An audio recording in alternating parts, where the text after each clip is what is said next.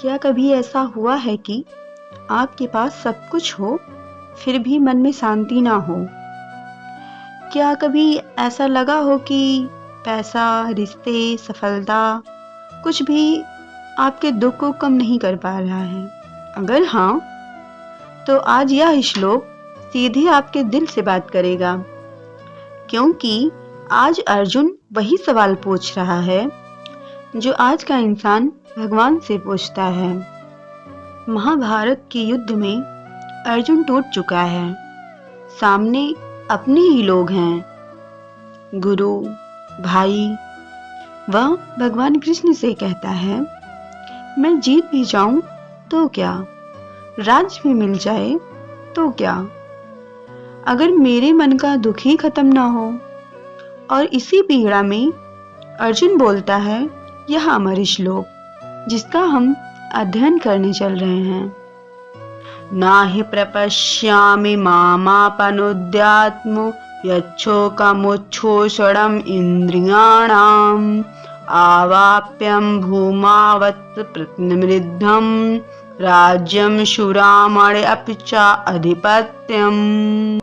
अर्जुन भगवान कृष्ण से कहता है, मुझे ऐसा कोई साधन नहीं दिखता जो मेरी इंद्रियों को सुखाने वाले इस शोक को दूर कर सके। स्वर्ग पर देवताओं के अधिपति की तरह इस धन धान्य संपन्न सारी पृथ्वी पर निष्कंटक राज्य प्राप्त करके भी मैं इस शोक को दूर नहीं कर सकूंगा। यहाँ पर अर्जुन भगवान कृष्ण से कहना चाहता है, हे कृष्ण, मुझे ऐसा कोई उपाय नहीं दिखता जो मेरे इस मन के दुख को खत्म कर सके। अगर मुझे पूरी पृथ्वी का राज्य मिल जाए या देवताओं का भी राज्य मिल जाए, तब भी मेरे मन की पीड़ा खत्म नहीं होगी। सोचिए, आज का इंसान भी तो भगवान से यही पूछ रहा है ना कि इतना कमाकर भी मन खाली क्यों है, इतने रिश्तों के बाद भी दिल अकेला क्यों है।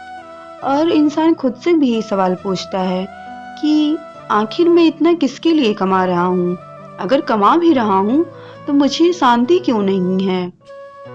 अब इसके तात्पर्य को समझते हैं। यद्यपि अर्जुन धर्म तथा सदाचार के नियमों पर आधारित अनेक तर्क प्रस्तुत करता है, किंतु ऐसा प्रतीत होता है कि वह अपने गुरु भगवान कृष्ण की सहायता के बिना अपनी असली समस्या को हल नहीं कर पा रहा है। वह समझ गया था कि उसका तथाकथित ज्ञान उसकी उन समस्याओं को दूर करने में व्यर्थ है जो उसके सारे अस्तित्व को सुखाए दे रही थी।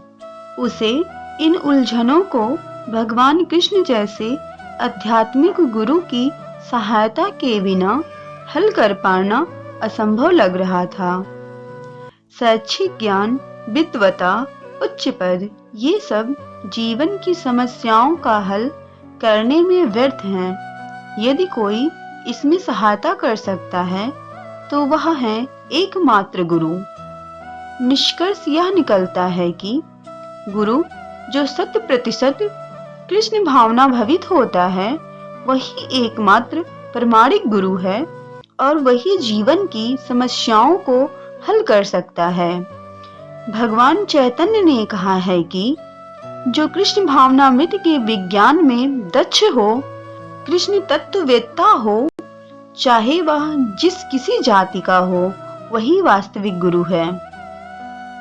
किबा विप्र किबा न्यासी शूद्र केन नय, ए कृष्ण तत्ववेत्ता से ही गुरु है। कोई व्यक्ति, चाहे वह विप्र वैदिक ज्ञान में दक्ष हो, निम्न जात में जन्मा शूद्र हो या सन्यासी, यदि वह कृष्ण के विज्ञान में दक्ष कृष्ण तत्ववेत्ता है तो वह यथार्थ प्रामाणिक गुरु है। अतः कृष्ण तत्ववेत्ता हुए बिना कोई भी प्रामाणिक गुरु नहीं हो सकता।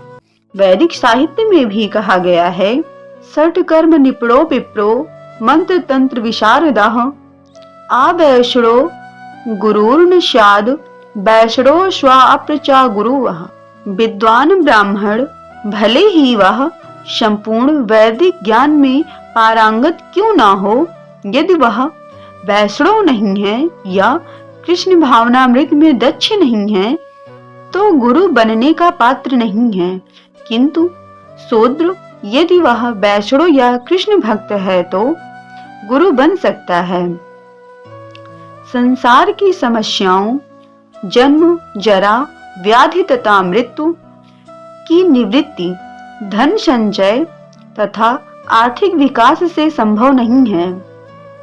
विश्व के विभिन्न भागों में ऐसे राज्य हैं जो जीवन की सारी सुविधाओं से तथा संपत्ति एवं आर्थिक विकास से पूरित हैं, किंतु फिर भी उनके सांसारिक जीवन की समस्याएं ज्यों की त्यों बनी हुई हैं। वे विभिन्न साधनों से शांति खोजते हैं, किंतु वास्तविक सुख उन्हें तभी मिल पाता है जब वे कृष्ण भावनामृत से युक्त कृष्ण के प्रमाणिक प्रतिनिधि के माध्यम से कृष्ण अथवा कृष्ण तत्व पूरक भगवत गीता तथा श्रीमद् भागवत के परामर्श को ग्रहण करते हैं।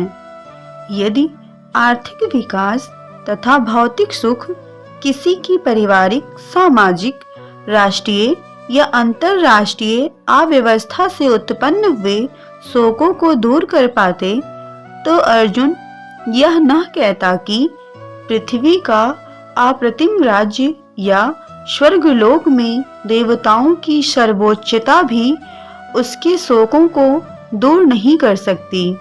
इसीलिए उसने कृष्ण भावनामृत का ही आश्रय ग्रहण किया और यही शांति तथा समरसता का उचित मार्ग है। आर्थिक विकास या विश्व अधिपत्य प्राकृतिक प्रलय द्वारा किसी भी क्षण समाप्त हो सकता है। यहाँ तक कि चंद्रलोक जैसे उच्च लोकों की यात्रा भी, जिसके लिए मनुष्य प्रयत्नशील है, एक झटके में समाप्त हो सकती है।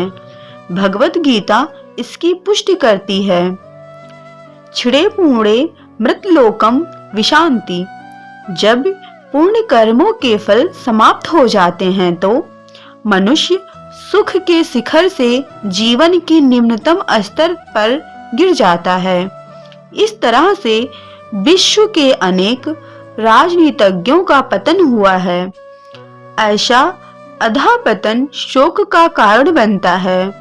अतः यदि हम सदा के लिए शोक का निवारण चाहते हैं तो हमें कृष्ण की शरण ग्रहण करनी होगी, जिस तरह अर्जुन ने की।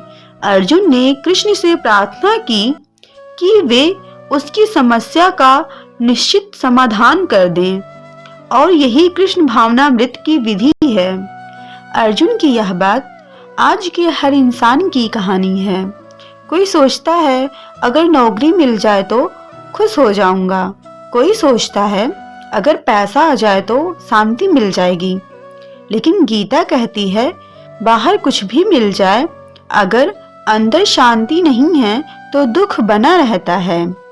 इसीलिए भगवान कृष्ण अर्जुन को धन का रास्ता नहीं बताते, वह उसे आत्मा का ज्ञान देते हैं, क्योंकि समस्या बाहर नहीं अंदर होती है और समाधान भी अंदर ही होता है।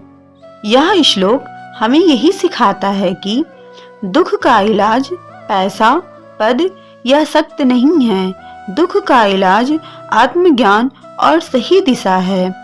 और यही कारण है कि गीता आज भी जिंदा है, क्योंकि यह सिर्फ अर्जुन से नहीं हम सब से बात करती है। अगर यह श्लोक आपके दिल को छू गया हो तो वीडियो को लाइक करें ताकि यह ज्ञान और लोगों तक पहुंचे, और चैनल को सब्सक्राइब करें क्योंकि अगला श्लोक आपकी सोच बदल सकता है। राधे राधे।